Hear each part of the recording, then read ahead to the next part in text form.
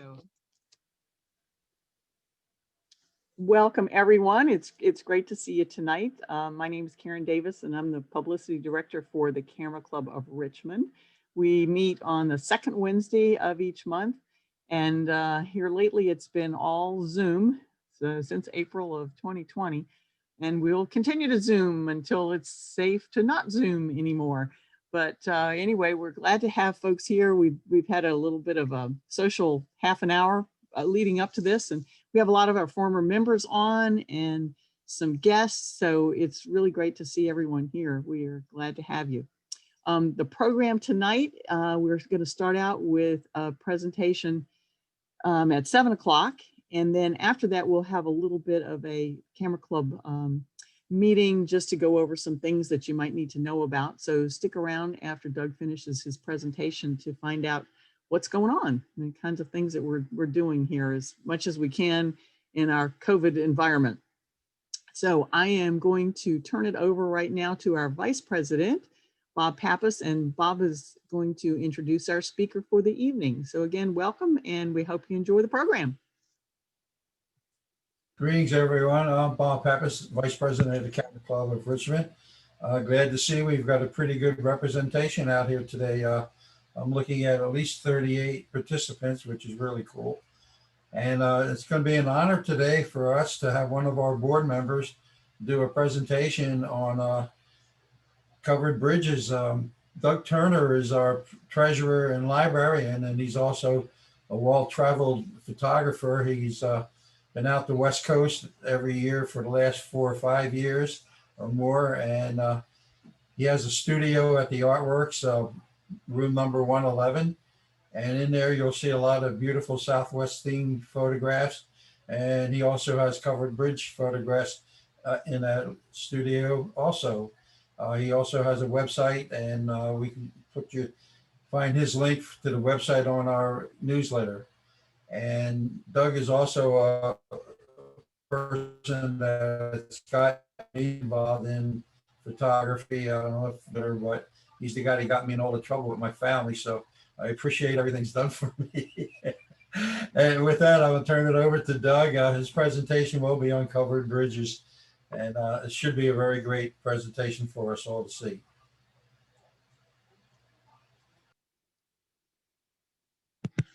I'm sitting here trying to get my screen shared. I'm not sure what's going on here. Go ahead and try it now.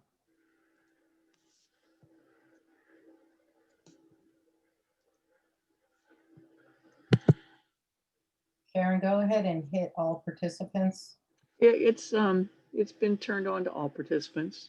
Okay, mine's off, so I turned mine on. Are there any other hosts? No,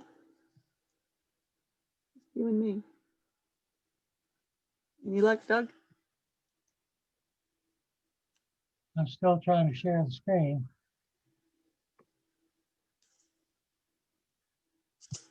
All right, I'll tell you what, I will make you co-host and then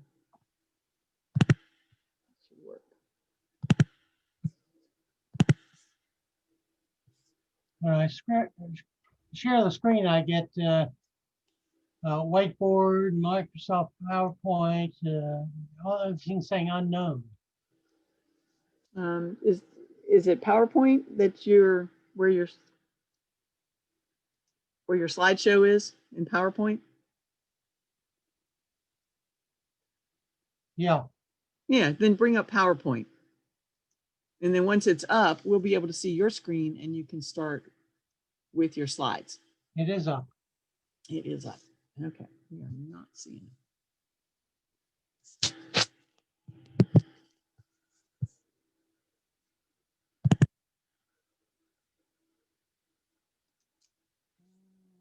I don't see any other.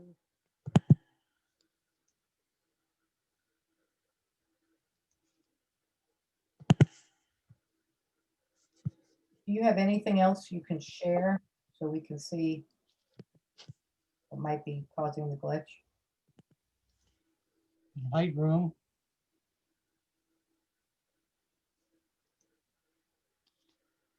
You're looking at PowerPoint now, right? You got it. You got that app selected. Yeah, everything seems to be turned on. from here. I'm starting to see it now. There you go.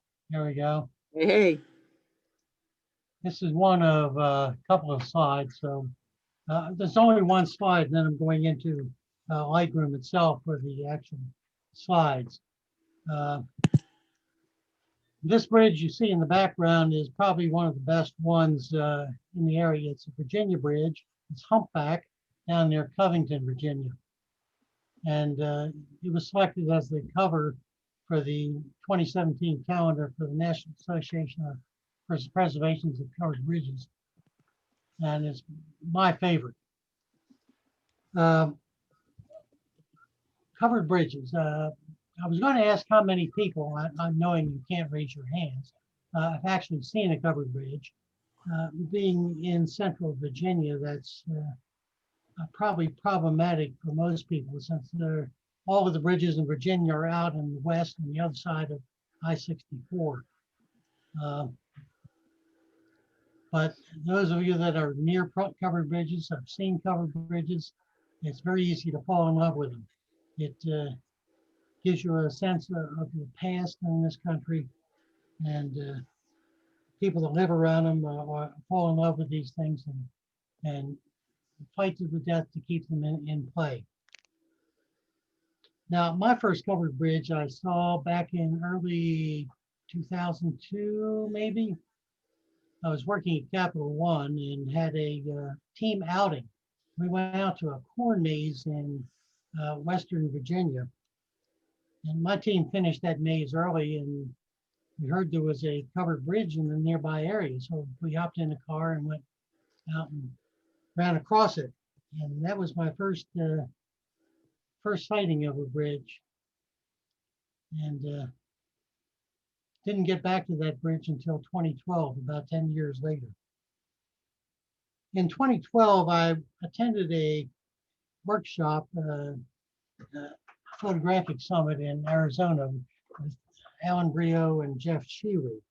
And part of that process, they wanted us to come up with a project, a theme, with 10 or 12 pictures. And on that theme, you can make them small, large, whatever you want.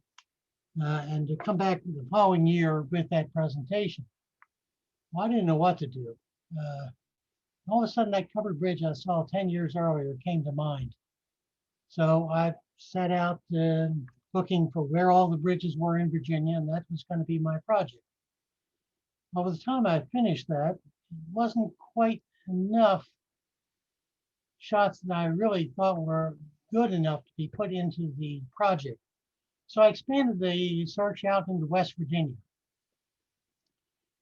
And once I finished with West Virginia, I said, well, Pennsylvania is close. So I started in Pennsylvania. 9 years later, we covered all the states and all the provinces of Canada that have covered bridges. And I've got over 900 bridges currently. Some of them keep disappearing, other ones get rebuilt. So now I've got to go back and catch a few I missed, plus all those they've rebuilt in the meantime.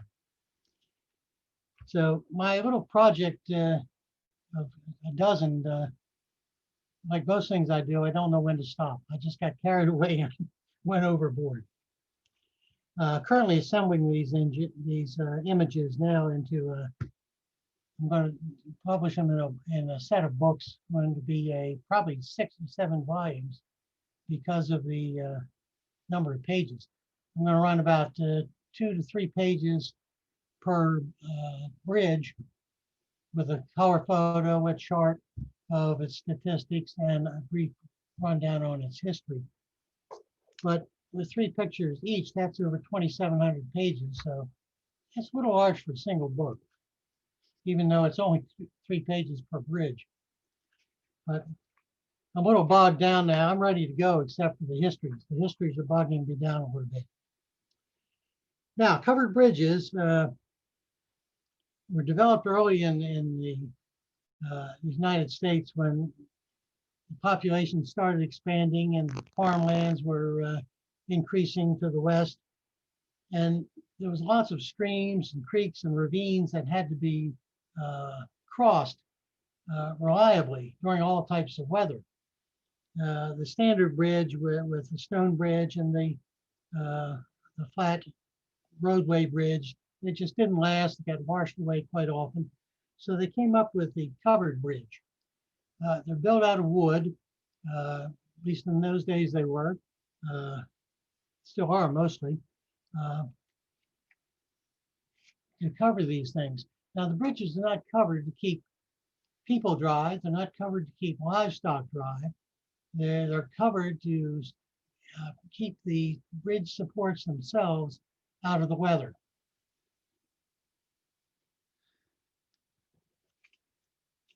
Now, several designs have been made to extend these covered bridges over longer and longer stretches and multiple spans. Some of them are quite great lengths. Now, the typical covered bridge typically needs, to the supports, needs routine maintenance about every 75 years.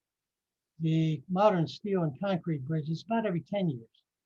So there's a lot is said for the covered bridge as far as maintainability.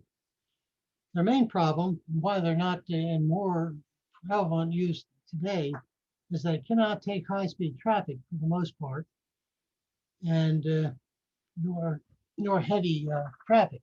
Although there are a few exceptions, and some of the modern designs of these bridges have defied those restrictions. Wooden bridges were replaced by the steel and concrete, mostly because those materials became more readily available and didn't require cutting a bunch of trees and processing the timber. At their peak, there were over 18,000 covered bridges in the U.S. In 1959, they were down to 1,344. In 1989, only 842. In 2009, 830. And in 2020, those numbers are starting to increase. Counting the ones in Canada, we're up around 995. The reason for the increase is that more and more people are building these bridges. Quite a few recreational areas are capturing old bridges that are no longer needed for carrying traffic. They're tearing them down, rebuilding them piece by piece in these recreational areas. Local organizations are maintaining these bridges even when bypassed by the county and state. They try to get the agreement with the county to either pass title to the organization or to allow the organization to maintain these bridges. There are state organizations as well as county organizations for this task. Well, was also in 1950, the National Society for the Preservation of Covered Bridges was formed to help the local areas maintain the maintenance of these bridges. They provide fire retardant chemicals to a lot of these bridges. And they also maintain a publication called the World Guide of Covered Bridges, which assigns a unique identification number to each bridge, has some statistics on the bridge, and a brief description of how to get to it. The last one was published, I believe, I think it was 2008. I may be wrong on that, but there's supposed to be a new publication coming out shortly. Even the old publications are updated routinely with updates from what's been happening over the past year. The president of the National Society is Bill Caswell, and he's online today. He's looking at this presentation with the rest of you. At the end of this, if you have any questions that he can answer that I can't, I'm sure he's agreed to take some questions from the group. There's Other organizations, there's the Covered Spans of Yesteryear as a research project. Bill Caswell is part of that group, and along with Trish Kane from Pennsylvania Theater Bird Society. Dale Travis maintains a separate database of the covered bridges, not only the authentic covered bridges, but all the smaller ones that are coming up, the non-standard, non-authentic bridges. They're assigned a number also. The National Association assigns the number for it, but Dale keeps a list of those. If you can't find anything in the World Guide, you'll probably find it on Dale's site. There's also a film clip I ran across recently called The Covered Bridges of Vermont.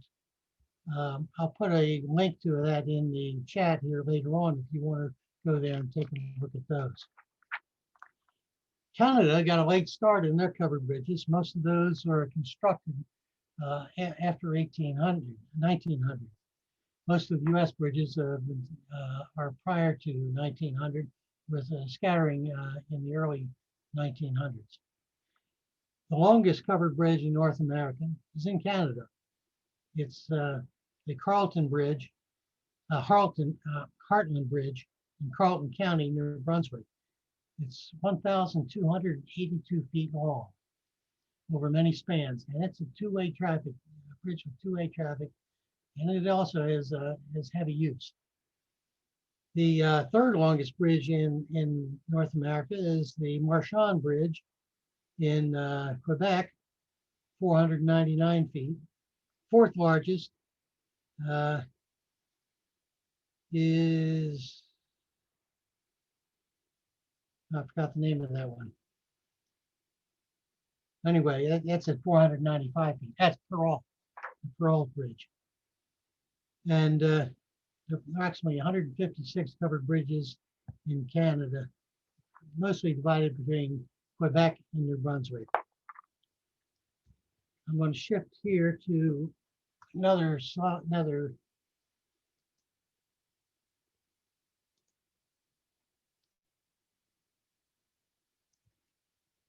I mentioned earlier the different trusses, the supports that hold these bridges up.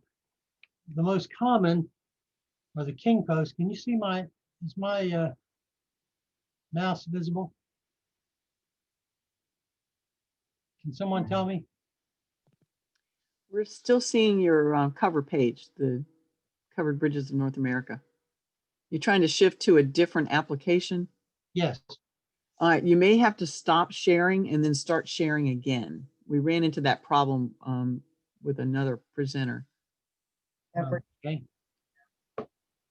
Yeah, so stop share and then start it again and go to your other application. I could see your mouse moving now.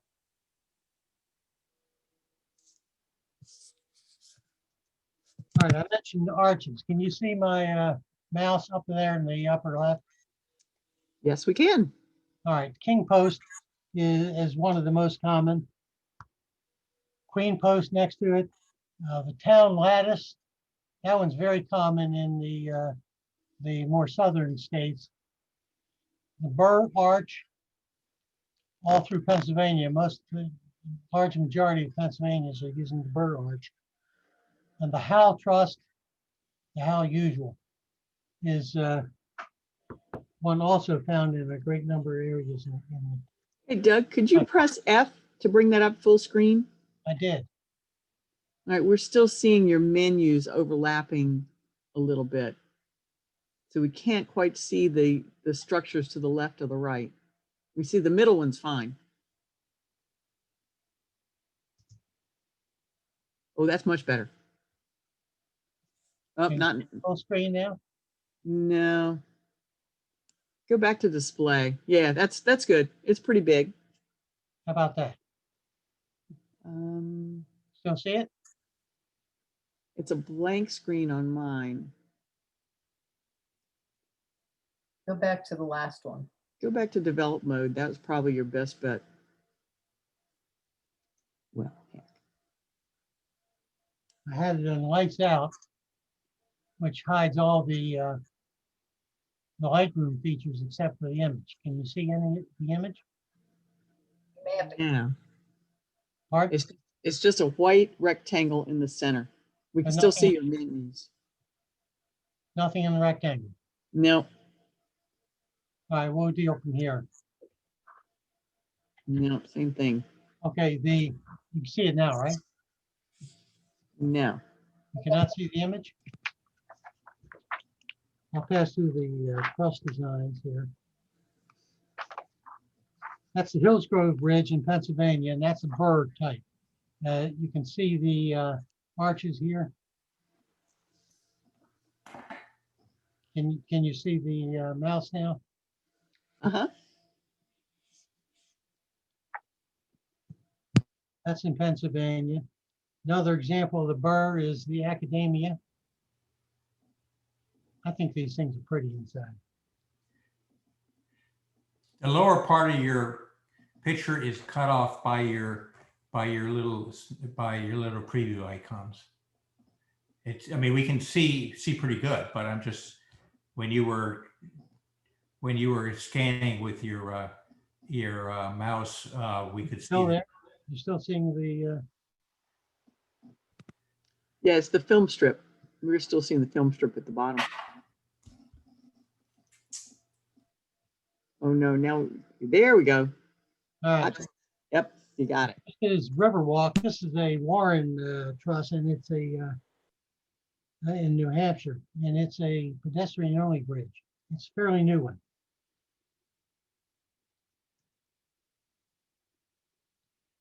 This is a railroad bridge. You know they made railroad wooden bridges? Almost all of those are in New Hampshire and Vermont. This one's Fisher in Vermont. And it has you see the lattice work on the sides there. That's the town trust, but it also has another one right behind it. So to add additional support for the weight of those trains.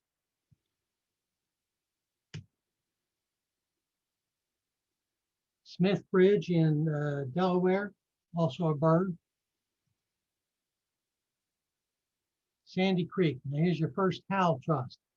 You got the two vertical strips and with the one diagonal one coming in between them, forming an X. That's a very common truss. Easily in Alabama, Town Trust. Stovall Mills, it's a Queen Trust in Georgia. This is a problem when bridges become located in remote, unpatrolled areas without a lot of surveillance. It becomes a hangout for kids, and the graffiti just gets overwhelming. This bridge is in sadly need of some tender loving care and some washing. Branchon in Quebec. The county council took over this bridge to give a party for the Department of Transportation in the county. Beautiful site for a party or a picnic or a meeting.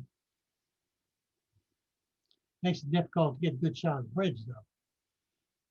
Zane's Ranch in California, another Queen post. Cabot Creek. This is a newer design, but it still has the Howe Trust.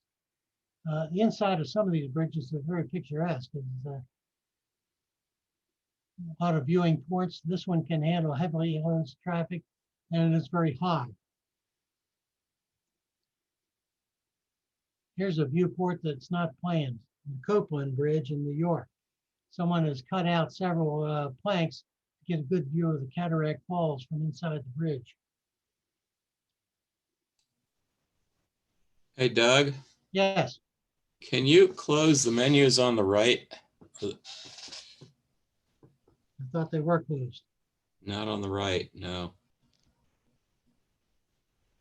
I have to do something with.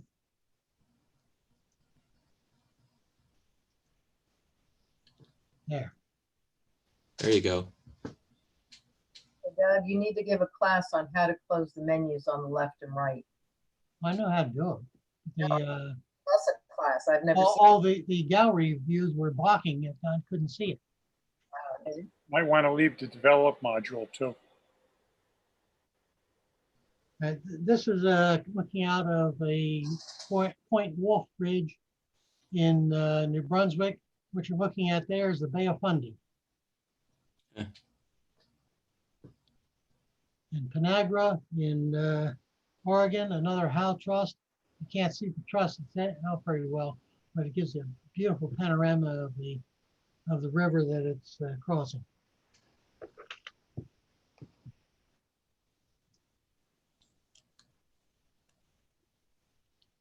I'm going to do the Virginia covered bridges right now because I don't know how much time it's going to be before we get through here. So we'll at least get you to see the Virginia bridges. I mentioned early on that we traveled to one back in 2002 or so. This is the bridge we ran across. That's Memes Bottom near Fort Jackson on just off I-64. That bridge is lost the page here, just a second.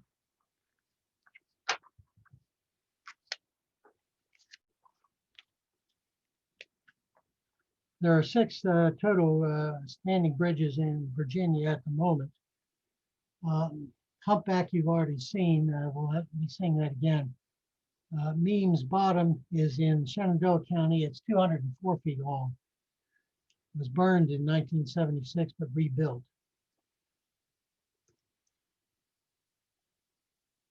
Another view of the bridge from down below one of the abutments. View from the other end. And a view from the front in black and white. It's the same as the color, the black and white one, but this is the color. And inside the bridge. All these shots are done with HDR because of the high contrast between the darkness inside the bridge and the light outside. And I want to capture the interior dimensions, interior structures. I mentioned earlier that I get rid of all the garbage, the graffiti. This is an early shot. There's still graffiti on the abutment there I haven't removed. And there's still some wires up here I haven't removed yet. This is another view of Humpback from another angle. Humpback is in Allegheny County. It's 100 feet long. There's another one from the front. That one's a little more HDR-ish, cartoonish than most. That was before I cut back the style. And inside the bridge.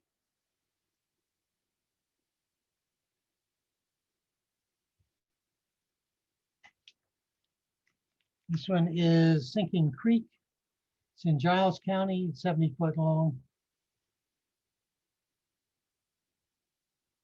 Another picture of the same one, built in 1916. This one is Jack's Creek. It's only 48.5 feet long. You see the little bench there off on the right. This one's maintained by local residents and bypassed by the county. You can see the bypass bridge. They maintain it. They're often in little planted gardens, put in picnic tables.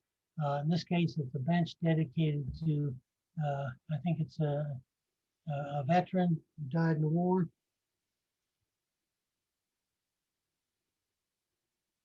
Another view of Jack's Creek. Side view of Jack's Creek. Virginia is the only one where I'm showing all the different angles of the bridges. The other will be a single angle.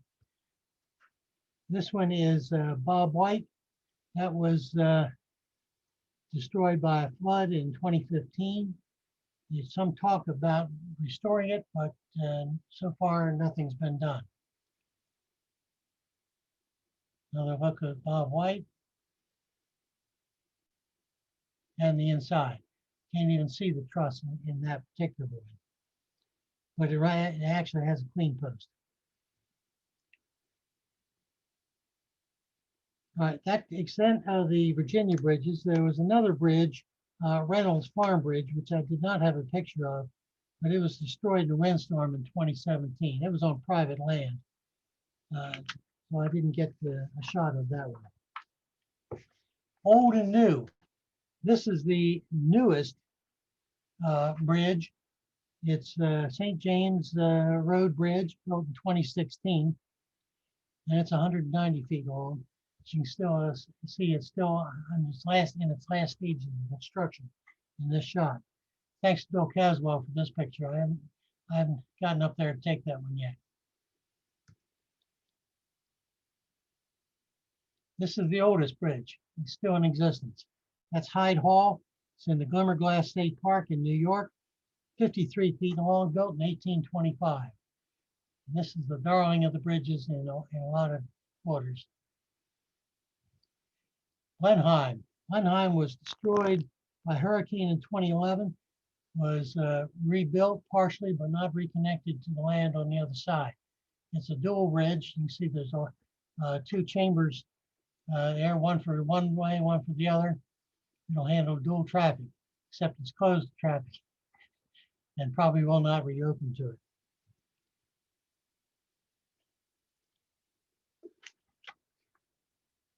We're marking on the long and the short of it, the long and short bridges. The smallest bridge is 19 feet. The longest I mentioned earlier was 1,282. The bridge here is Church Hill in Ohio, and it's 19 feet long.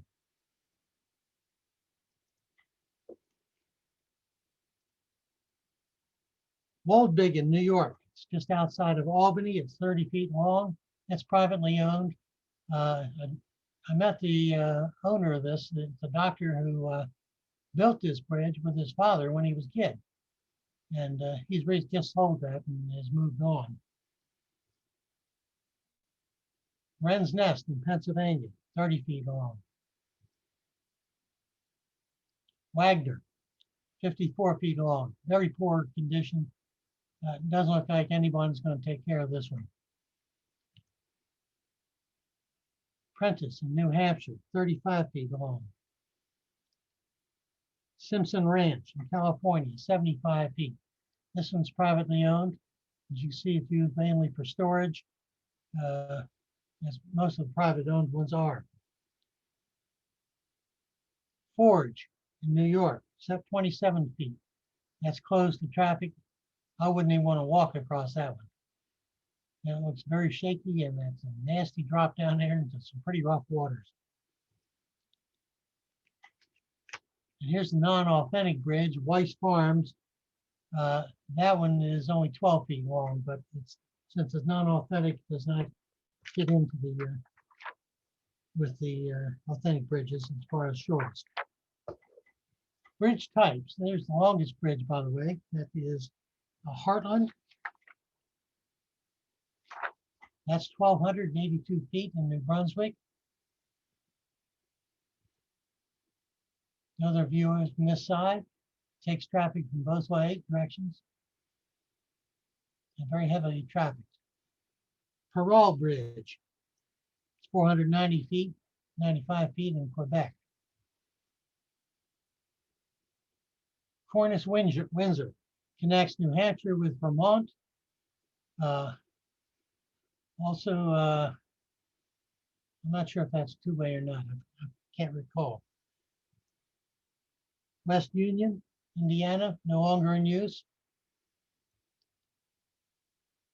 Watson Mill in Georgia. This one is in use, 229 feet. A friend of mine from high school is a conservator of that bridge in the park. I gave him a picture, the mounted picture of that bridge not long ago. Bath Haverhill, New Hampshire, 256. I'm sorry, that one is Mackenzie. It's in Quebec, 270 feet. This one is Langley in Michigan, 283 feet.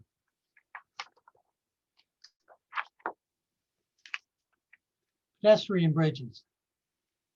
These are for foot traffic only, no motorized traffic. Of course, bicycles can use it. This one is Tannery Hall in New Hampshire. Riverwalk, you saw an interior Riverwalk when we were looking at the Warren Trust. This one connects a hiking trail leading into Littleton. Riverview, this is one of the newer pedestrian bridges.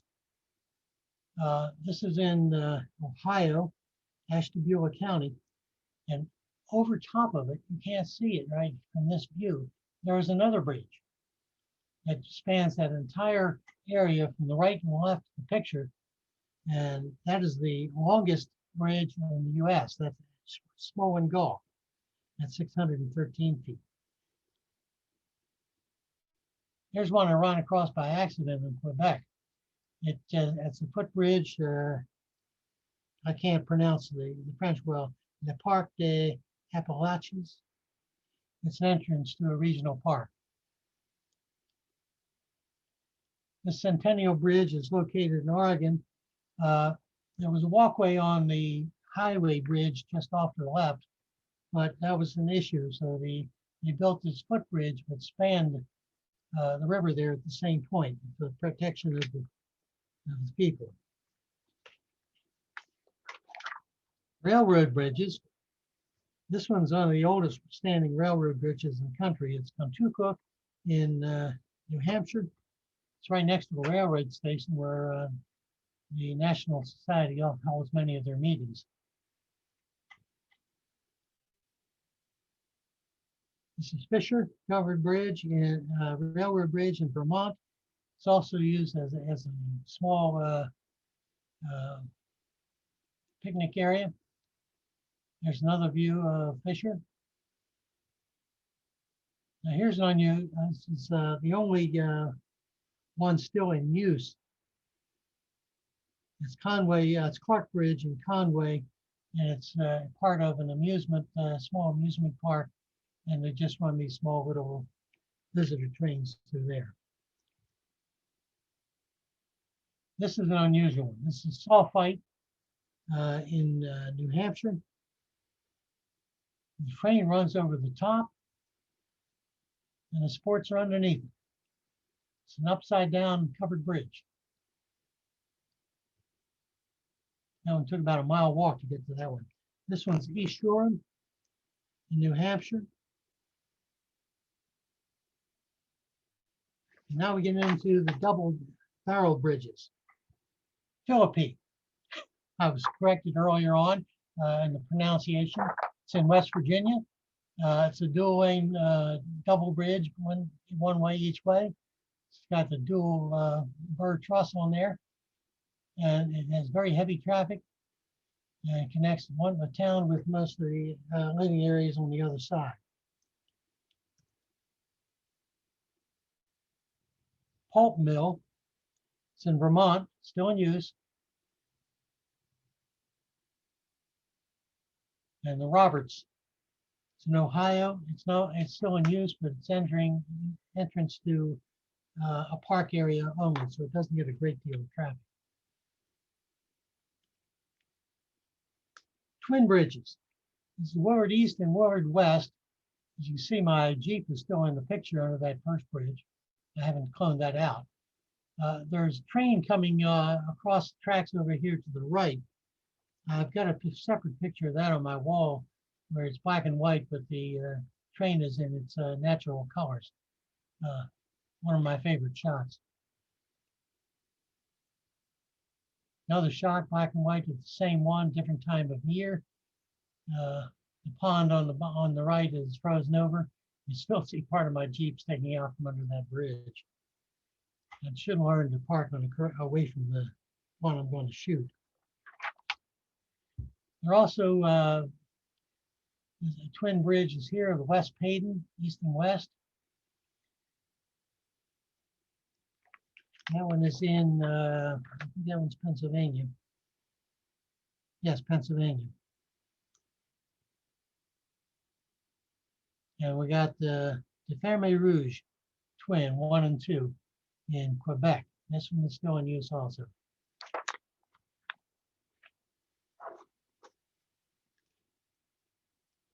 Some bridges are designed to cover vehicles and people. Here's one design in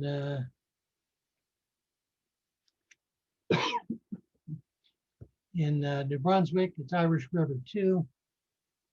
And there's some controversy there. The province wanted to tear it down and put in a regular bridge. Right now, I think they've agreed to bypass it and leave that in place. Local groups are very vehement about that.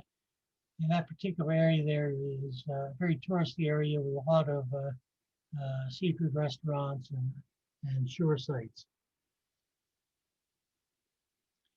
This is the Office Covered Bridge in Oregon. Quite tall, but it's only vehicle traffic. One of the problems with a lot of the bridges is trucks following their GPS to the routes will take them to a covered bridge. They'll run into the covered bridge and they don't have clearance and they'll damage the bridge. Some of the newer bridges are built tall enough so that that's not going to happen. Other bridges are putting steel posts out before you enter so that if the truck tries to go through, he's just going to take the top of the truck off and not damage the bridge. That bridge was in Oregon. Ashuelot in New Hampshire. This one has dual pedestrian lanes.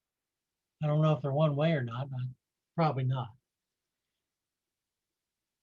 And this is the Stark Bridge, and also a dual one. And this is in New Hampshire. It's probably one of the most photographed bridges in the country.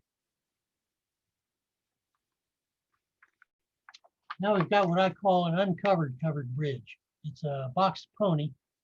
They have covered the bridge supports, but left the roadway open. There are not too many of those around. Most of them are used in train situations. Here's another boxed pony. This one's in British Columbia. It's the Ashnola Bridge. It's one of the longest I've seen and one of the most picturesque. There it is from another angle. Beautiful bridge, beautiful countryside. This is a covered bridge also. It's a wire suspension bridge. All the supports are covered in those two towers you see there. This one's a wire bridge and it's in Maine. Some bridges that have been abandoned have been turned over to other concerns who have made commercial enterprises out of them. Bartlett Bridge in New Hampshire is now converted to a store. And the old Eagleville Bridge was sold to a restaurant who took one span of it in a restaurant in one area and the other one for a restaurant in the other. I ate in that restaurant, had to, I just could not pass that up. Barbecue there was wonderful. This is a shell bridge in Booth Bay Harbor in Maine. It's been converted to a museum for shells. And you can see that's a modified lattice.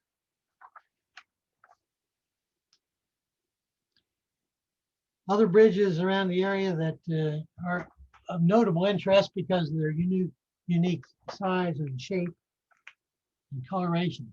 This is the Humpback Bridge, which we saw on the cover. Roseman Bridge. This is the official bridges of Madison County in Iowa.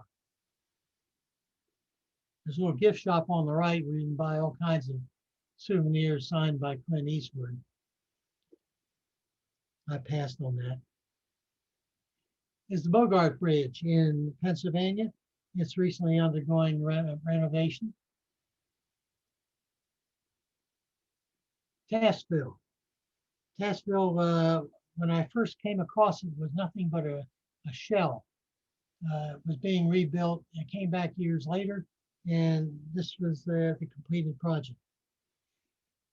Now this one is Percy in Quebec. It's the last of the McCallum Truss bridges, and one of my favorites. Very, very nice looking bridge. Most unusual bridge is this one. It's not for people or traffic. This is the canal in Indiana. You see a ravine there on both sides of the bridge. And get the canal to continue forward. They built a large pan, covered it in the covered bridge to flow through. It's two-way duck traffic. That's about all I saw in there. McConnellsville, another nice looking bridge. Some of these are red on the outside, white on the inside. Some are red on the inside, white on the outside, and all kinds of combinations. Some of them are just plain weathered wooden look. This one's right next door to the McConnell Mill, which is an interesting little area. Has some very nice antique photo shots in there. Some bridges are a combination of steel bridges and wooden bridge. This is Harpersville, Ohio. Another unique design is one of the newer ones, Big Darby Creek. This is the more modern design. It looks like a Howell truss there. And it can handle all kinds of traffic, high speed, large trucks, etc. This one is located in Discovery Park in Tennessee. And it was built specifically to cross a bridge entering into the park area. Elizabethton, Tennessee. Nice big Christmas wreath there. I think that wreath stays on all year round. Every time I've been there, it's been there. A very picturesque bridge. Red Mill. This one was built specific for the wedding venue. There's a little chapel there on the left, and there was no weddings going on there at the time, so I had free run of the area. Knapp Bridge in Pennsylvania.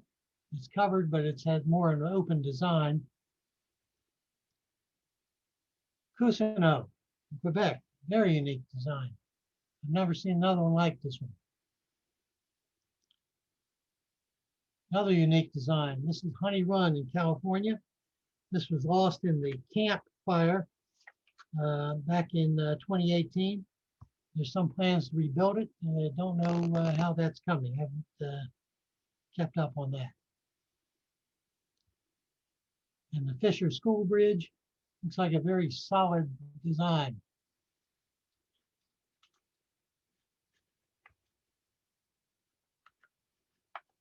And I've reached the end of the normal list, except for the ones that are going, I call going, and gone. Bob White, we've already mentioned, is gone, destroyed in 2015.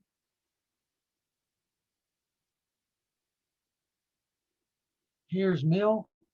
That's been removed from this location. It was in very bad shape. Has transported to Stone Gables Estates, where it's going to reopen as 2 covered bridges. First one opened last year. Second one's still pending. Another case of repurposed bridges. Dimsville in Pennsylvania.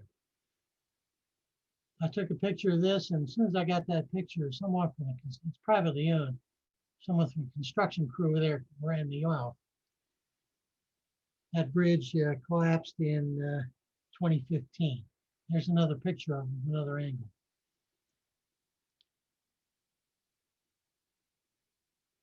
Valley Pike Bridge. That was dismantled by its owner about a month after I got this shot. It was in bad shape and danger of falling, so he dismantled it for protection.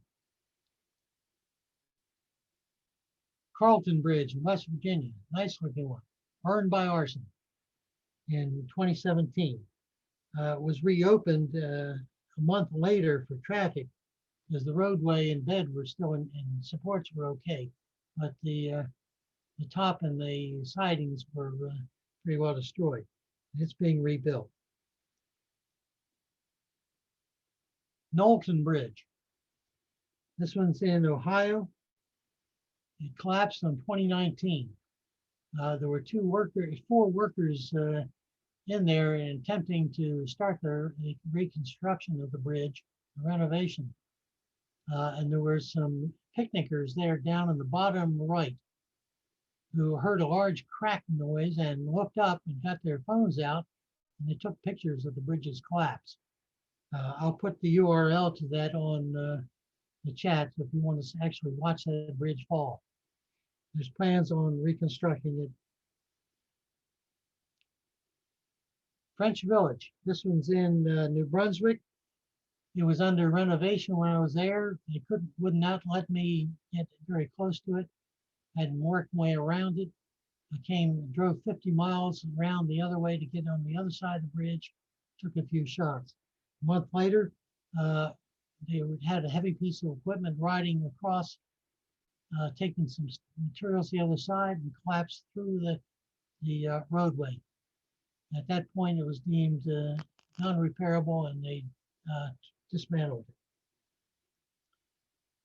Honey Run, which you've seen, Campfire 2018. Manning Rye Bridge. This is another one of the box pony bridges.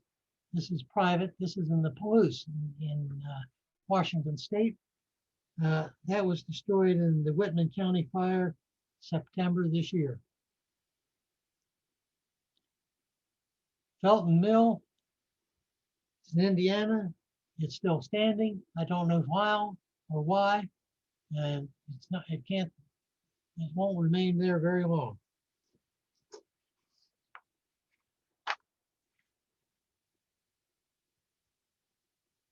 Schwendeman, Ohio, used for storage, very bad shape, won't last long. Miser's Mill, Pennsylvania, used for storage, deteriorating rapidly, not long left. Alva, Dock Fortner in Oregon, used for storage. It took me half an hour to convince the owner to let me take pictures of it. And then we had to walk about a half a mile to get to it across the pastures. Paperdale. This is hardly enough left of that to be called a covered bridge. Left for storage, it's rotting badly, way back in the woods. I caught the owners there just before they were going out, and they allowed me to come take some pictures of it. Slough, also in bad shape in Vermont. Not much left of that bridge. This is the Catskill Bridge I mentioned earlier. You saw the picture of it in the complete state. And there's a picture of Catskill again.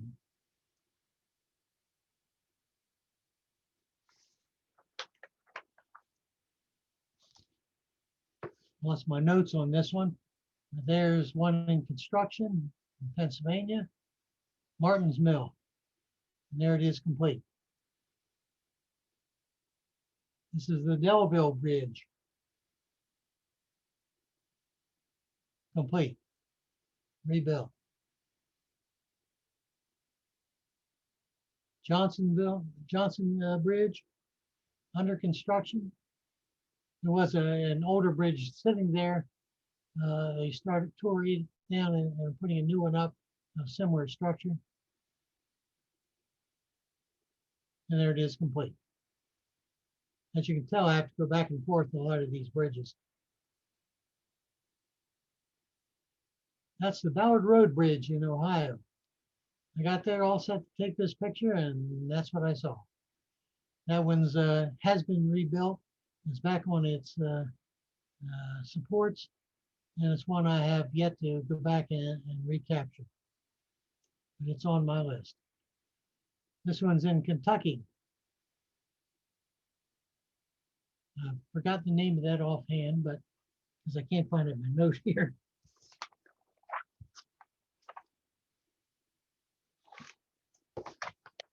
This is a college covered bridge in Quebec. They had rained the day before heavily with wind, and it collapsed. And their crew was in there shoring it up and planning on its rebuilding. Not much damage except for the roof and some of the roof supports. So it shouldn't be a difficult problem putting that one back together.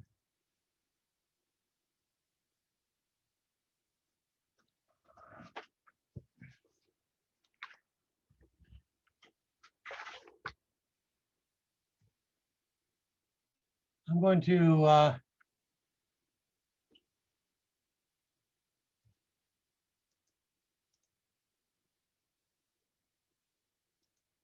last remaining ones I'm going to put on a slideshow. And we'll let that run in the background.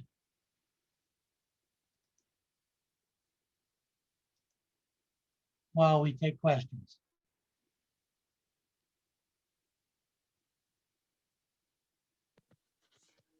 Doug, this was awesome. We got an engineering lesson along with the visuals of seeing all these wonderful covered bridges. So yeah, thank you. We did have. This was more of an architectural documentary than it was arts and photography. I thought it was kind of cool. And Philip actually made a comment on that, you know, being the engineer that he is. He liked, it's more interesting than just seeing the pictures of the bridges, you know, being able to see the structures underneath. And also, I want to add something. If you guys didn't notice, the black and whites were amazing. I've seen Doug's pictures, his Southwest pictures, and all this great color he does. If you look at the black and whites, look at the total range. There's blacks are black, not blown out, and there's this amazing range he's got in those. And a lot of these bridges should be done in black and white, but they're absolutely incredible. I don't know what program he's using, but it's very, very well done. I just want to compliment you, Doug, on that, because that's something people, you know, they just, oh, I click black and white. It doesn't always do that total range. And that's what we're looking for. Those that remember how to do black and white on film, that's what you're looking for, that total range is, and the whites aren't blown out, the skies aren't blown out, and we see that whole thing. And I know you're doing some HDR, but I just want to compliment you on that. Thank you. I do all my processing in Lightroom. Occasionally, I go over to Photoshop, but mostly to get rid of garbage that's cluttering up the area. Very, very well done. I just really, and then again, the architecture, I love that, the structure about This how one these here, were built. in January of 2013, I think it was, my son said he was separating from his wife. He needed some help to get set up in an apartment. And he was in Concord, New Hampshire. So I said, New Hampshire, winter. I said, wait a minute, covered bridges, New Hampshire, winter, snow. So I got on my horse. We're not seeing it, Doug. There, and this was. Doug, we're not seeing it. We're just seeing a white rectangle again. Oh, dear. Yeah, I think it doesn't like slideshow for some reason. Oh, now we got it. Wow. So this is Blizzard Nemo. Awesome.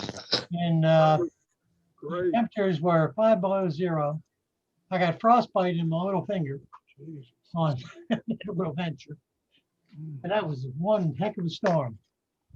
Wow. So you couldn't see the others. So I'm going to backtrack and catch some of the others that you missed. Yeah, a couple of people have asked about, and I know you mentioned this at the beginning about the bridges being covered. And then thanks to Bill Caswell, he hopped in with an answer to that. And this is from Bill. The bridges were covered so that the wooden trusses were not exposed to the weather like we just saw a minute ago. This was especially important for the longer, more costly bridges, so they didn't need to be replaced as often. They continued to be built in New Brunswick until the 1950s because wood is plentiful and was cheaper than steel. So that was in the chat in case anybody did not see that.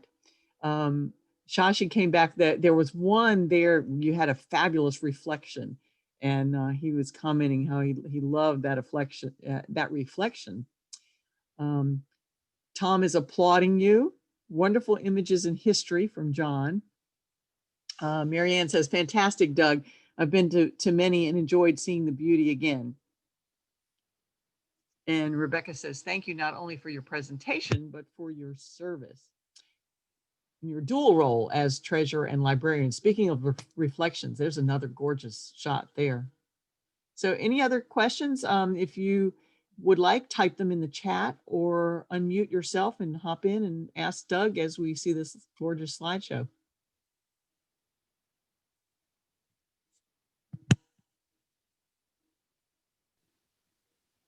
Doug, where do you find the time to travel? Every year I go to that, I mentioned I went in 2012 to photography summit out in the West, in Arizona, with Alan Brio and Jeff Sheewey. Most, you've seen Jeff Sheewey a couple of presentations here. He's a good friend of mine. But every year I go out there, and on the way, I stop off and do bridges. While I'm out there, I hit a couple of national parks in the area. On the way back, I head off in a different direction and get bridges on the way back. That's So I great. usually spend anywhere between 4 and 6 weeks on the road. Wow. So when you don't have any work to go to, what are you going to do? I've You heard wander. you've got a lot of work. That's why I bought the Jeep. Oh, I bet. It's absolutely beautiful. They're all beautiful. This one's Sunday River in Maine. Maine has some very nice bridges. Doug, do you spend a lot of time editing out modern transportation traffic signs? Yes, a Because great deal. I did a lot. I did a lot in Pennsylvania and Nova Scotia and New Hampshire, and invariably there are these big yellow arrow signs and warning signs and And weight limitations and speed limit and height limits. yeah, height limits and a bar to keep you that you hit before you would hit the bridge. Yeah, headache bars they call them. Those things are a real pain when you're trying to photograph them. Some of them are so low, I barely cleared them in my Jeep. Now, I mentioned earlier we had a pedestrian bridge, and I said over top was another one, the longest bridge in the U.S. There's a picture of it right there, Smolin Gulf. Hmm.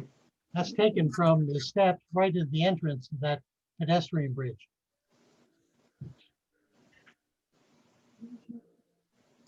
And then thanks to Rebecca for pointing out and reminding us all that today is Veterans Day. And to thank our veterans for their service to our country, especially Doug, who is also a veteran, and Bob, our vice president, I know, who spoke earlier, veterans, and I'm sure there are others on the call. So again, thanks, Rebecca, for reminding us all, and thank you all for your service.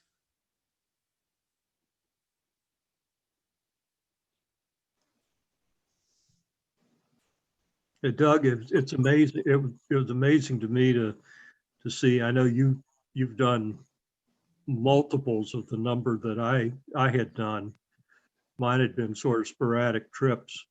Last year we stopped in near Lancaster for my wife to go to a rug hooking school on our way back from Canada, and the two dogs and I went out and explored I guess east and north of Lancaster, and yet all the ones you've shown, I haven't seen any of them that I had taken the picture of. So that fascinates me that there are that many.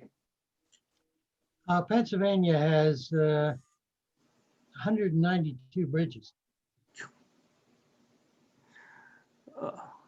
Ohio is second. Ohio has, wait a minute. Pennsylvania 210 and Ohio is 130, I think it was. My notes have gotten all scrambled here since leafing through them, so I'm not sure if I can find that statistic. I had it written down, but I did find a couple in Nova Scotia buried back in the in the woods. Nova Scotia doesn't have any that are authentic, I guess, is the word. They're not listed in the World Book, the World Guide. And that's what I used as the Bible for when I I'll have to get was the, heading out. yeah, I'll have to dig out the photographs that I have and send them to you and see if you recognize them. Oh, I guarantee, Nova Scotia, I may not. Yeah. They're probably listed on Dale Travis's database, but of the 900 and some that I have, there are probably 75 that are non-standard, but nice enough that I really wanted to get a shot of them. Hmm. Most of the pedestrian bridges are not in the World Guide.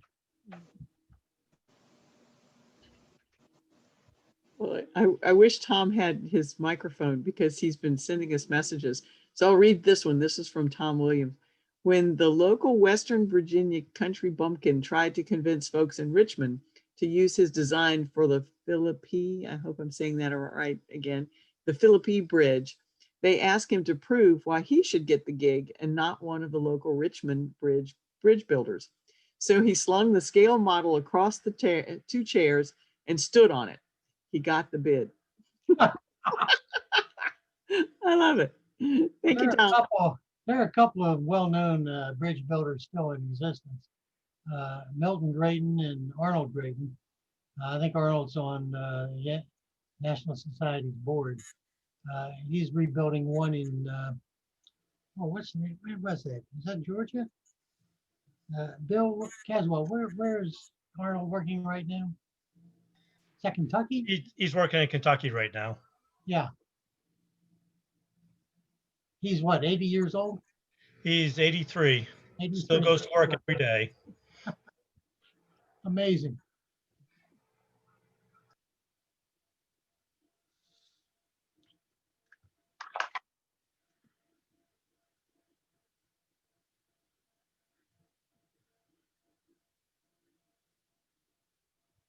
Any other questions? Hey, Doug, in Pennsylvania, for John's reference, if you Google covered bridges in Pennsylvania, they'll give you the Chamber of Commerce. And if you correspond with them, they will send you brochures with all the bridges and their locations and directions on how to find them. So, and there's like 2 or 3 counties that they had in there that I had gotten some of that a few years ago, and it's very informative. Most counties and state organizations will do that.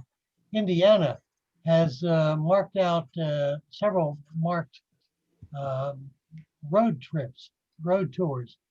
And they have a festival in Rockport every year, covered bridge festivals, as they do in Manchester. But most of the areas there, tourism is very high in areas with a lot of covered bridges. Doug, one of the things, I would recommend that all of you get out to see the Virginia covered bridges while they still exist. Most of them are not in very good shape. In West Virginia has some wonderful bridges, and that's not too far away. If you're Doug, going out there to were- the side, you might as well go the rest of the way and look at their bridges. there were a couple bridges, Doug, that were awfully close to pretty wide, awfully low, close to pretty wide rivers. I'm Yeah. really surprised some of those haven't been swept away with some of the flooding we've had. Some of them have and been rebuilt. When they rebuild them, they tend to build them up a little higher. It gives them a little better protection. The one on the screen here, by the way, is in Yosemite National Park. Wawona Bridge. Really?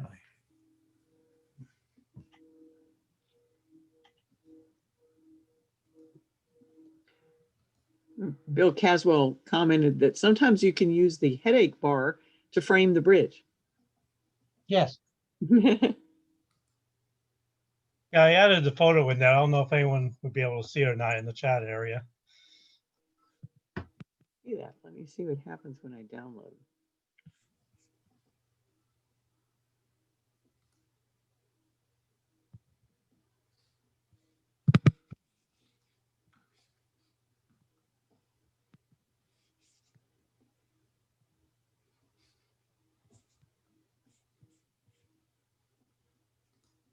Bob and Lori said that they love the HDR work that addresses the challenge of the inner shadows and the outer sunlight.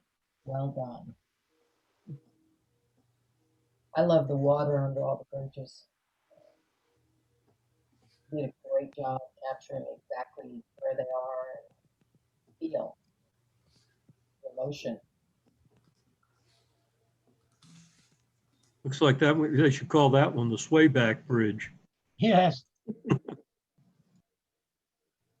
Here's a humpback built for a golf course.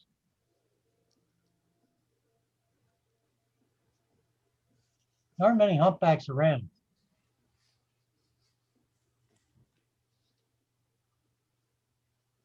That's going back to the beginning again. I've lost the pictures. I've lost the sharing. Yeah, we had it just a second ago, and now we're back to. I think Doug stopped sharing. Yeah, he did. Okay. Ah, We okay. ran at the end of the line. That was And awesome. the prepared slide. There are many more. If anybody would like a PDF file of the presentation with all my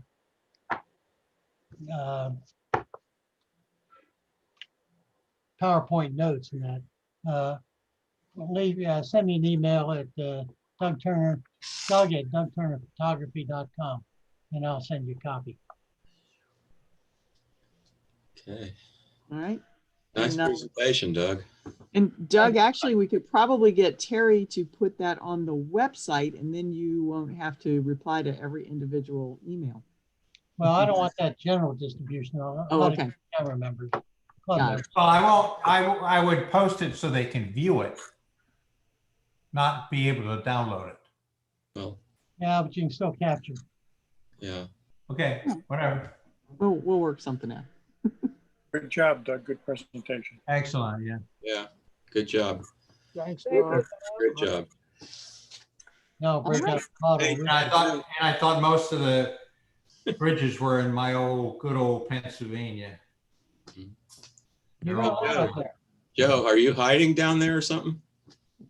Yeah, so Okay.